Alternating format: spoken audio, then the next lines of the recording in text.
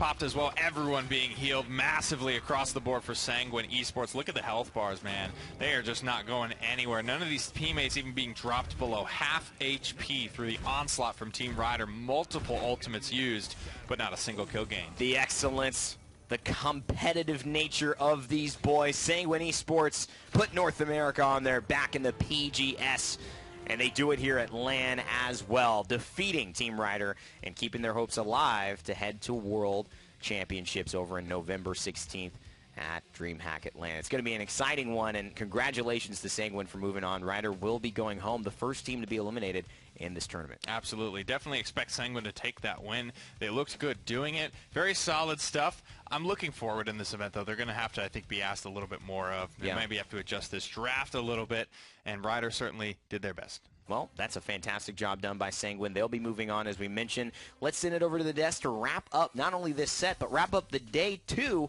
of our PWC qualifier LAN.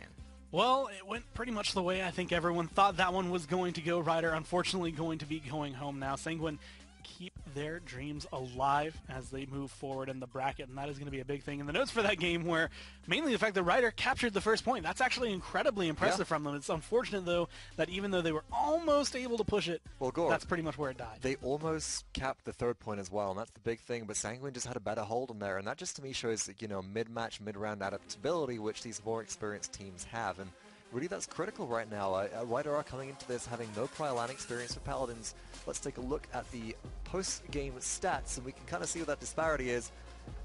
And that's just not a good death count for Fernando right there. Yeah.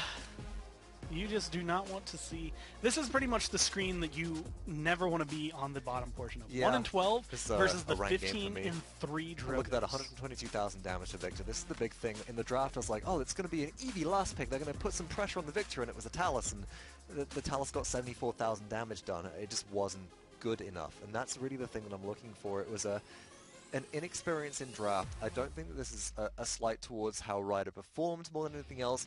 I just think it really is that regional inexperience showing, because the region, just due to a geographical location, they don't have the opportunity to face up against some of these top teams as frequently as other regions do. For example, North America and Europe, sure, it's a bit of a ping issue, but around 120 stable, you can get away with playing each other, and then you get to share strategies and you get to have all this practice. SEA, they can play versus OCE sometimes, but really SEA is such a geographically big region that your connection might vary so frequently and so much that it might be impossible for you. Well, we did get the MVP for the set, and that's going to be Bagel Wow coming through, your SteelSeries MVP as it is. And it is going to be because of that phenomenal performance on Drogo's solid gameplay coming through. And remember, I mean, if this matters at all to anybody, this is the newer member, I guess, picked up here for Sanguine. And newer doesn't necessarily mean a lot. Bagel Wow has been around almost as long, if not longer, than some of these players being able to play at this high level. And it so far has seemed to be a seamless pickup for them, not only in their fall split, but definitely on LAN.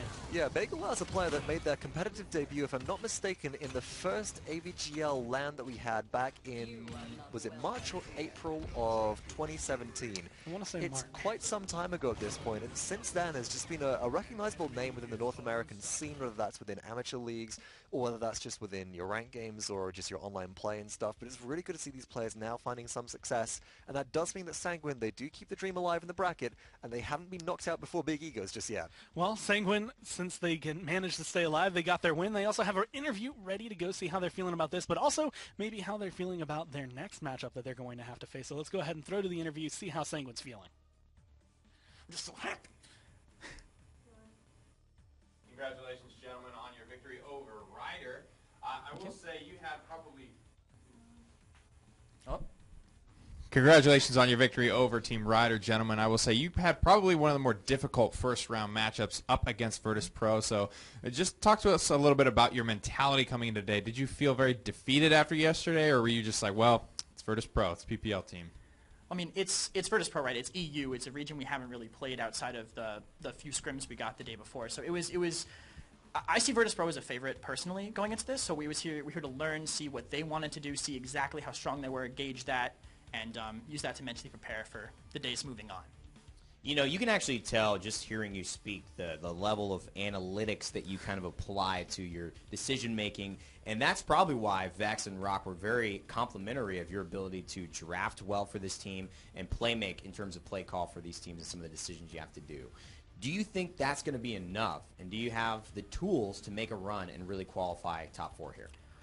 I think as a unit, we've been playing together for long enough that even when our communication falters, sometimes we do still have that, like, people are still shifting to the right places. We've done the motions a bunch of times.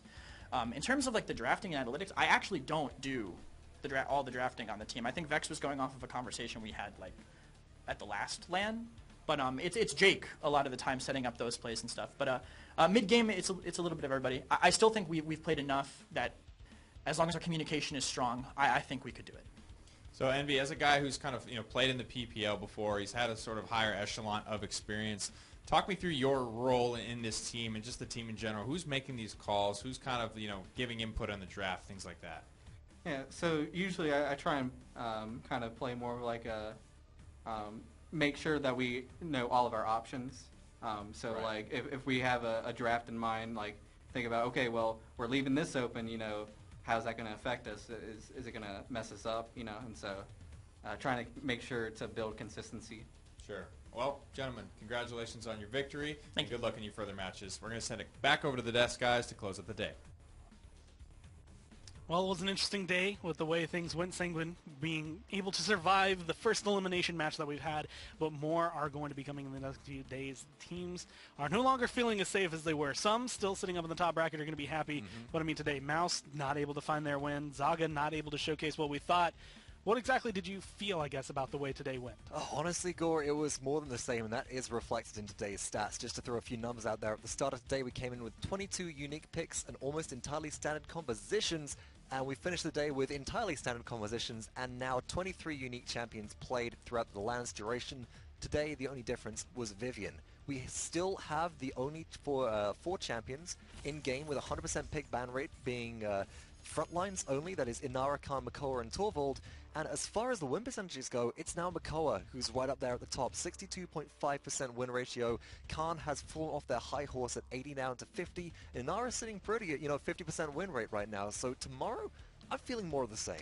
Tomorrow is definitely going to be a big day for a lot of these teams, and probably, like you said, more of the same, but a little bit more backs against the wall. Renegades, Mouse, whoever loses goes home. Well, that's a big one. Probably the biggest one that Mouse has hopes to win. They definitely felt, I think, a little bit more confident. Even though they took their loss today, they were saying, we're looking towards tomorrow. Same thing, more or less goes for Renegades, Zaga, and Cryptic as well.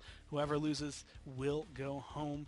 And then we finally get to see, I guess, the Kings who are coming back. Fnatic will be playing against Kanga, and then Virtus Pro to top off the day with Splice. I'm looking forward to black and orange and black. The most interesting color matchup I can possibly think of in Virtus Pro and Splice, which is green and purple and black and white and yellow and black. It's just going to be a rainbow palette everywhere, folks, and it's going to be some real sparks flying matches. I'm excited to see if Fnatic, maybe their roster's feeling a little bit more unstable after the Monopoly games of last night, Gore. That is a big question for me.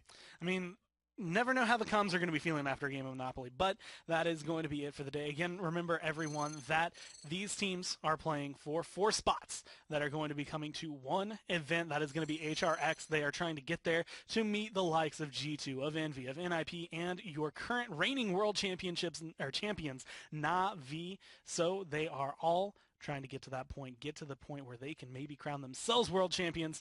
But that's going to be it for today. That's going to be it for everything we have here. Tomorrow, make sure you tune in again at 11 a.m., and we will be back with more elimination matches, more qualifiers for the Paladins World Championship.